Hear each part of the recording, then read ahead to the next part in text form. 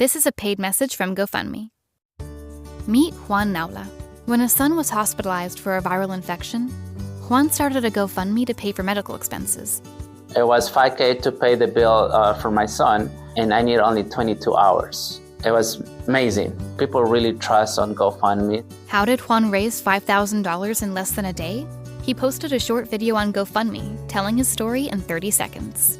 30 seconds. Be specific, be quick, and tell what are you going to be using the funds for. I was nervous to do it because it doesn't feel okay to ask money, but you shouldn't be nervous. Sometimes you just have to do it and see the results. We were able to save my son's life. Thanks to GoFundMe that we still have my son with us. Start your GoFundMe today at GoFundMe.com.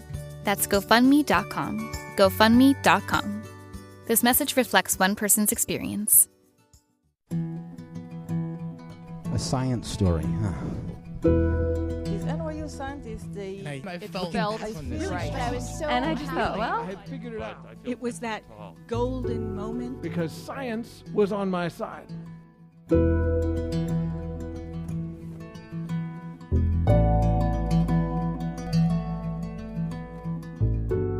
Hey everyone, and welcome to The Storyteller, where we bring you true personal stories about science that reveal just how strange, complicated, and deeply human this world really is. I'm your host, Misha Gajewski, and in today's episode, both of our storytellers share what it's like to pursue a career in science as an immigrant in the United States. Here's a fun fact. According to the National Science Board, there are more than 2.5 million foreign-born science and technology workers in the U.S. That's nearly 1 in 5 STEM workers overall, and almost half of all doctorate-level scientists. And their impact is hard to overstate. According to the National Foundation for American Policy, immigrants have won 40% of all U.S. Nobel Prizes in science since 2000. Looking at the bigger picture, between 1901 and 2025, immigrants received more than a third of the Nobel Prizes awarded to Americans in chemistry, medicine, and physics. In other words, immigrant scientists have helped shape some of the most important discoveries of the last century. But behind those contributions are individual people navigating visa restrictions, immigration policies, homesickness, uncertainty, and all the other challenges that can come with building a life in a new country. Our first storyteller is Michelle Lanuza. Originally from Guatemala, Michelle is a first-year Ph.D. student in the Department of Materials Science and Engineering at Boise State. She shared this story last year at a show we did in partnership with Boise State. Here's Michelle.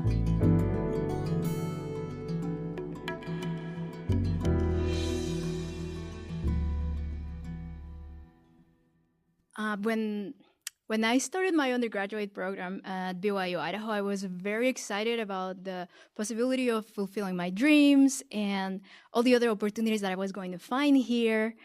It was very hard for me to leave Guatemala, my home country, my family, my friends, my job as an aircraft technician, and all the other things that I love to do there. But I really wanted to design communication systems for airplanes, and I knew that that was the only way to make it possible. In Guatemala, I used to spend Christmas Eve helping my grandmother making tamales. And Guatemalan tamales are a little different than Mexican. They are bigger and they're wrapped in some sort of banana leaves. And if we have tamales, it's a celebration.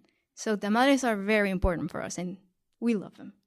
And there's a saying in Spanish that says, al que nace para tamal, del cielo le caen las hojas. The direct translation is, the one that is born to be a tamal, for the one that is born to be a tamal, that leaves that wrap him will fall from the sky. And it means that if something is for you, it's going to happen. It's going to find you. So thinking about that, I was working very hard. I was meeting with tutors, asking a lot of questions to my professors because I'm not a genius and I have a lot of questions because I don't understand most of the time. But I was working very hard and trying to be prepared for the opportunities that I was going to find. And I started to have interviews for internships. And I was very excited and everything was going well until the question about my immigration status came. Every single time, things went well until they asked me, because to work on aviation, you need to have clearance from the government. And since I'm not a US citizen, I just can't have it. I just can't get it. And I was very frustrated. I was very sad because it didn't matter all the experience I had, how much I wanted to be doing that or to work doing that. It wasn't possible. So I didn't know what to do. I still feel very good about being an electrical engineer, and I knew that I needed to keep going. I just didn't know what to do with my degree anymore. And I remember thinking, what have I done? What am I doing here? I should have stayed in my country doing something that I didn't love, because now I can find anything that I love here. So what's the point? But I knew that I needed to keep going. And I remember I worked on my classes. I had good friends that helped me, and everything was just flowing. And at the beginning of my senior year, I needed to take an extra class, and I decided to take the semiconductors class. I didn't know about semiconductors, and I wasn't sure what the class was about, but Dr. Jack was going to teach it. And I worked as his TA for a couple of semesters, and I knew that he was a good professor. So I had no idea what this class was about, but I knew that because he was going to be there, it was going to be fun. And when I took the class, I learned that semiconductors are materials that have the electrical conductivity between a conductor and an insulator. And they are essential for modern electronics. And on top of learning that, I realized, or a lot of things that I learned in my previous classes just click. A lot of things started to make sense. And I started to get very excited about semiconductors. And I decided, yeah, I decided to ask Dr. Jack about what do you need to have a career in semiconductors. So I set an appointment with him, and I went to his office. It wasn't the first time I was there because I was his TA, so I knew him pretty well. So I went, I knocked on the door, he opened with a friendly smile, as always. He invited me in, grabbed a piece of candy, and sat. And I remember, I knew his office, all his books, pictures of his family, thank you notes from other students. And I started the conversation like, I really like your class, and I want to know, what do I need to do to work with semiconductors? And he said, well, with your undergraduate degree, the best you can get is a job as a technician working with the machines in the clean room. And that broke my heart, because technicians work 10 to 12 hours shifts, wearing very uncomfortable and ugly suits. I don't care about the ugly part, but they're very uncomfortable. And it was a really hard job. And I felt like I just wanted to cry again. And then he said, if you want to have a career in semiconductors, you might have to go to grad school. But that means that you need to keep going to school for a couple of years. Are you aware of that? And I just wanted to cry. I didn't even answer. I didn't know what to say, and I was feeling so frustrated and heartbroken. So I tried to keep it cool and just end the conversation.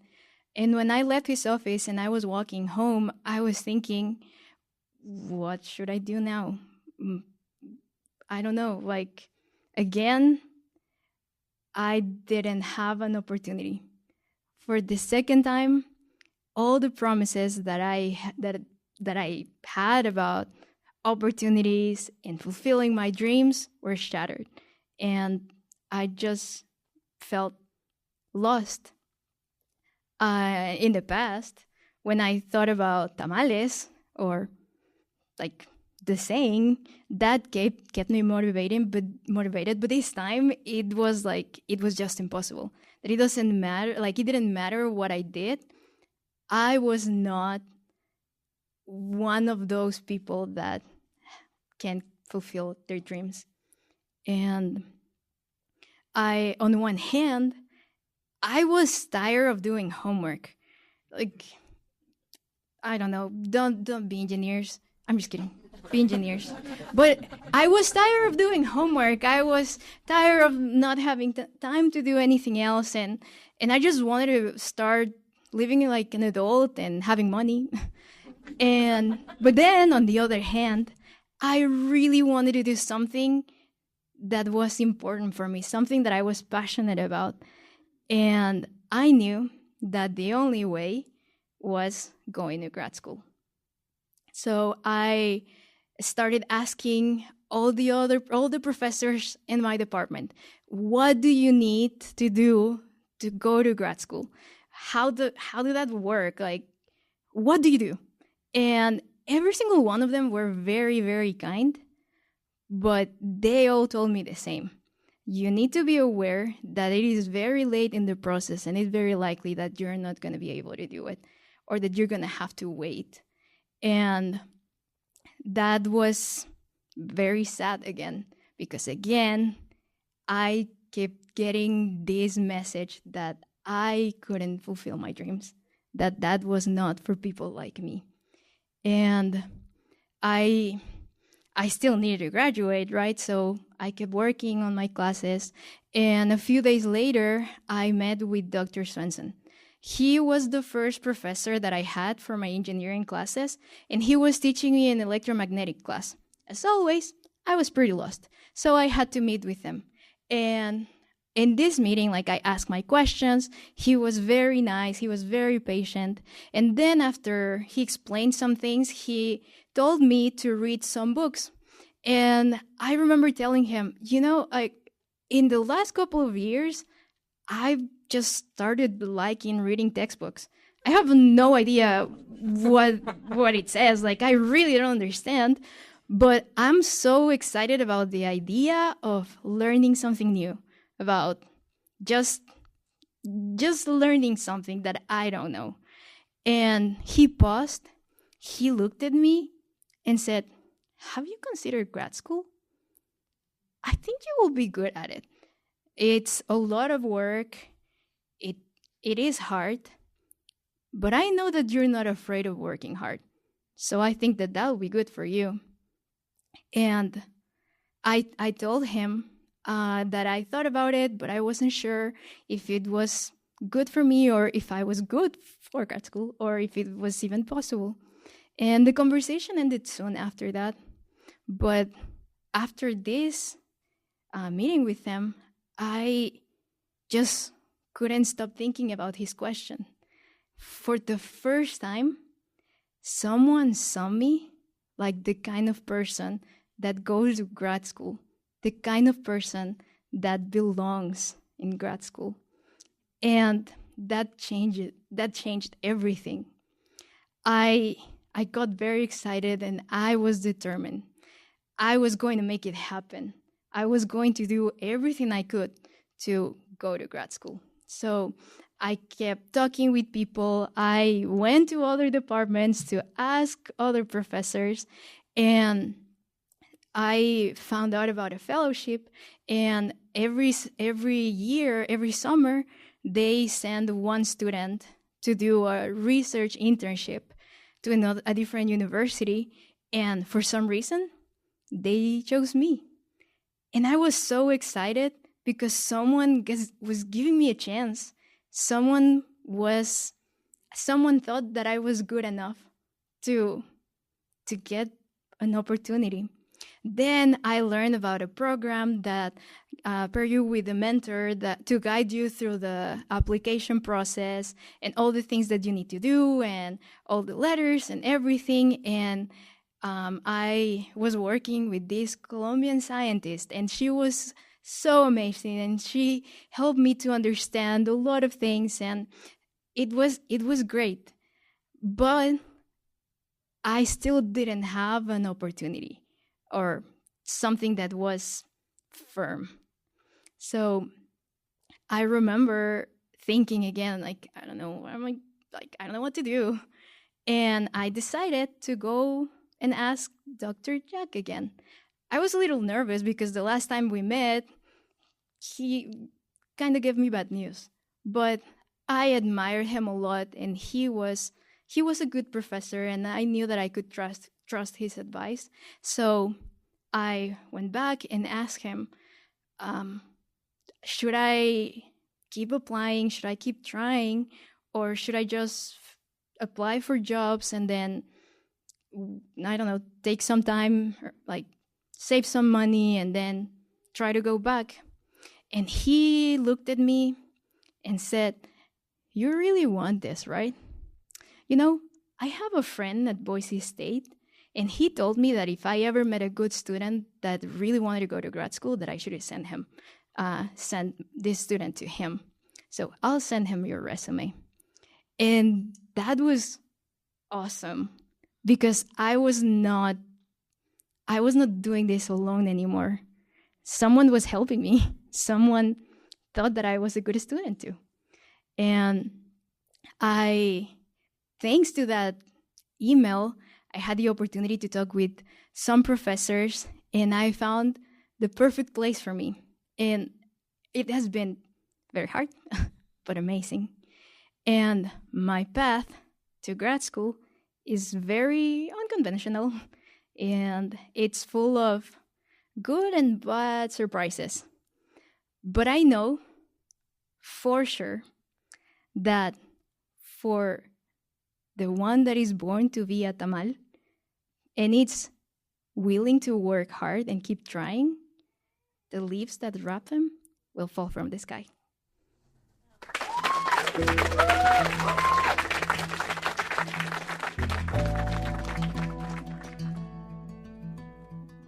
That was Michelle, and I'm glad her path to grad school found her. To learn more about Michelle, you can head to our website at storyclatter.org. Being a storyteller is one great way to make the story clatter happen, but it's far from the only one. Not everyone wants to be in the spotlight, and that's okay. Support behind the scenes helps ensure we can keep sharing stories like this. Now, more than ever, we need to amplify the voices of scientists and science communicators whose stories might otherwise go unheard. At Story Clatter, we believe that true personal stories can cut through the noise, bring science to life, building trust, and helping people connect on a deeply human level. Our donors make that possible. They help us produce this podcast, share powerful stories, and keep the conversation going. If you believe in the power of science storytelling, please consider making a donation at storyclatter.org/donate. Most people give around $10 a month, and every tax-deductible contribution, big or small, helps us ensure that science has a voice. Thank you for helping us share these stories.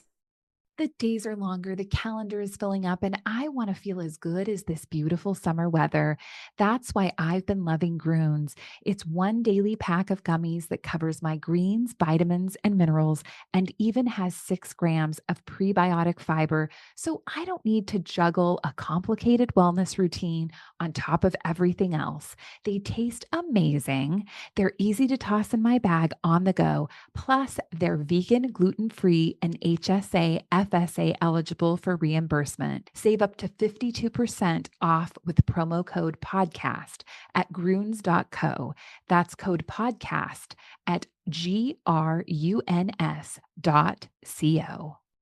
Our next story is from Ph.D. student and professional violinist with the Boise State Symphony Orchestra, Saba Banaian. Her story is also recorded last year at the show we did in partnership with Boise State. Here's Saba.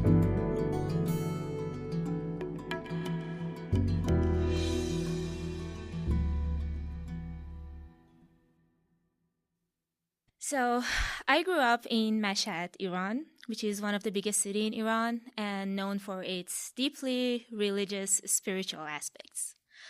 The streets were an extension of my home. And even now, I can still see myself and my friends in cafes and restaurants enjoying a cup of coffee and talking about our day.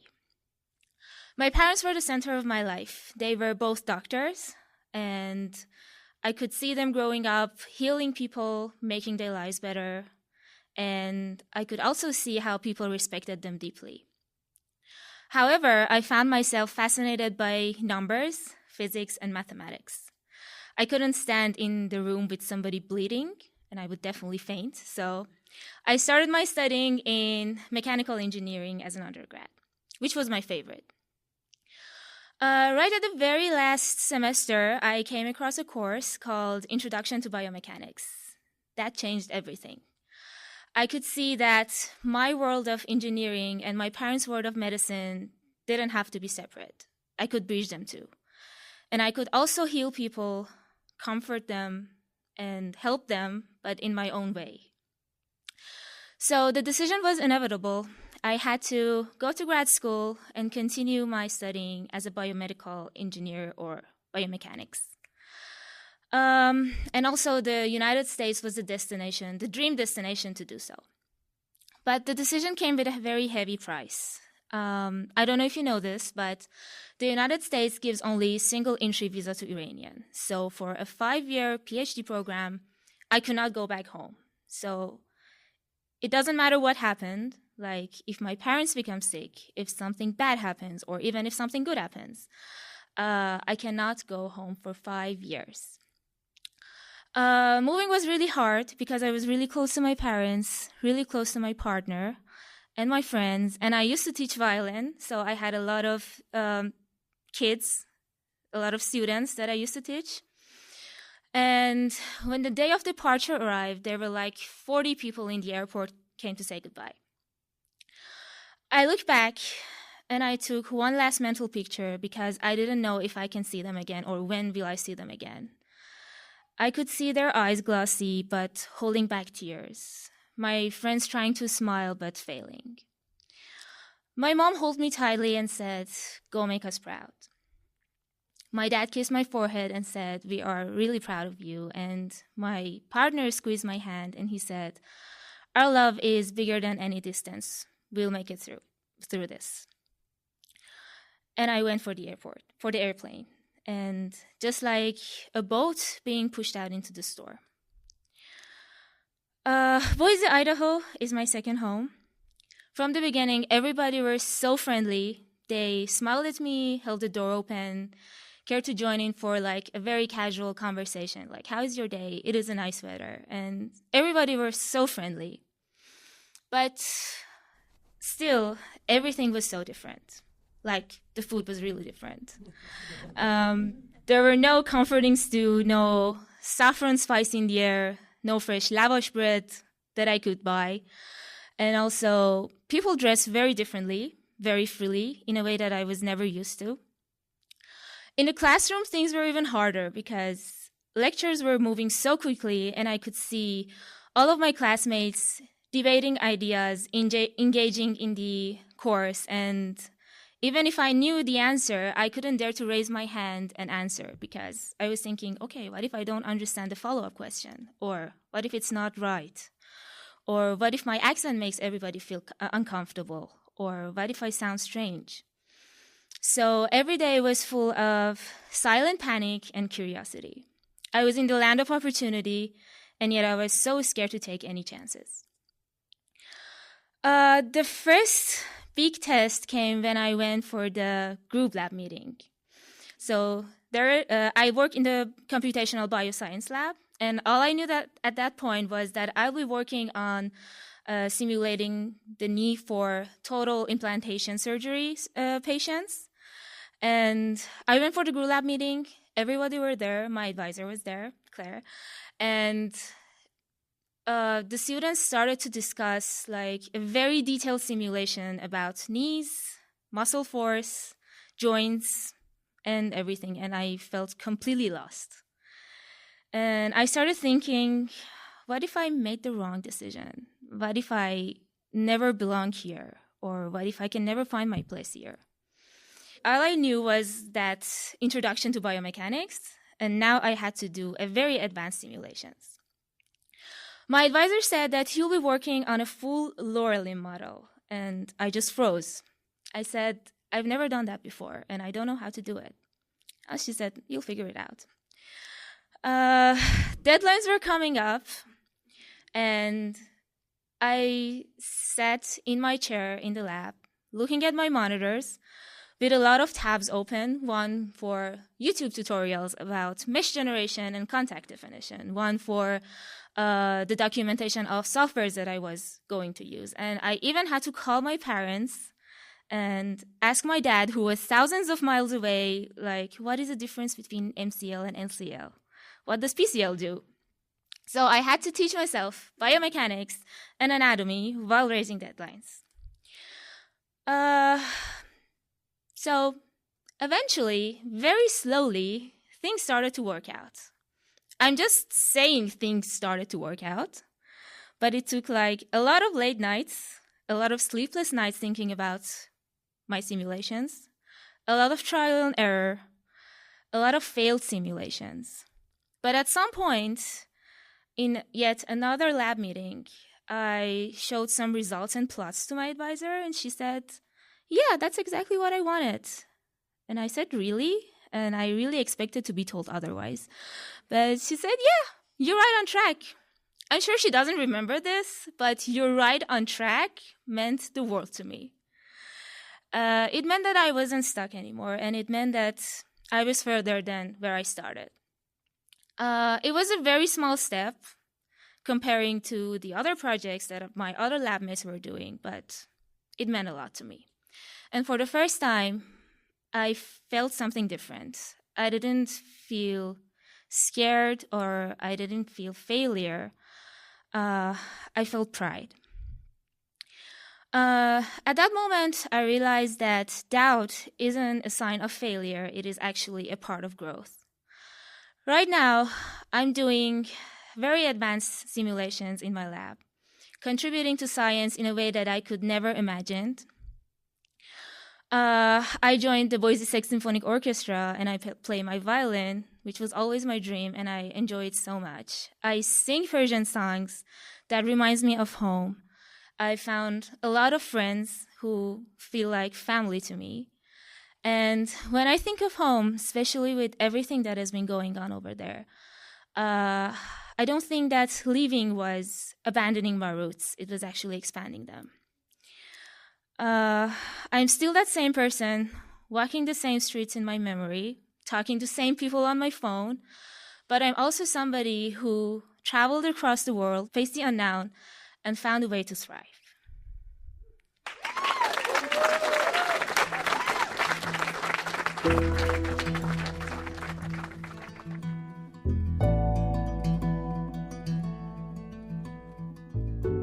I can't imagine saying goodbye to my family for 5 years. I'm in awe of Saba's passion and desire to pursue her dream, even when the costs are so high. To learn more about Saba, visit our website, storyclatter.org. If you want more Story Clatter in your life, head over to our website or follow us on social media. We're on Facebook, Instagram, TikTok, and Blue Sky. And if you'd like to come to a show, start your own Story Clatter show in your community, or even learn how to tell your own science story, you can find all the details on storyclatter.org. If you like this podcast, tell a friend, share an episode, introduce someone new to Story Clatter, and help bring more people into the world of science storytelling. This podcast is produced by me, Misha Gajewski, along with Jen Chen and Akeisha Roberts-Washington. The stories in today's episode were produced by Brian Kett and Mesa Solida. A special thanks goes out to the Story Clatter's board and team for their continued support. Our theme music is by Ghost, and next week I'll be back with stories about broken education systems. Until next time, thanks so much for listening.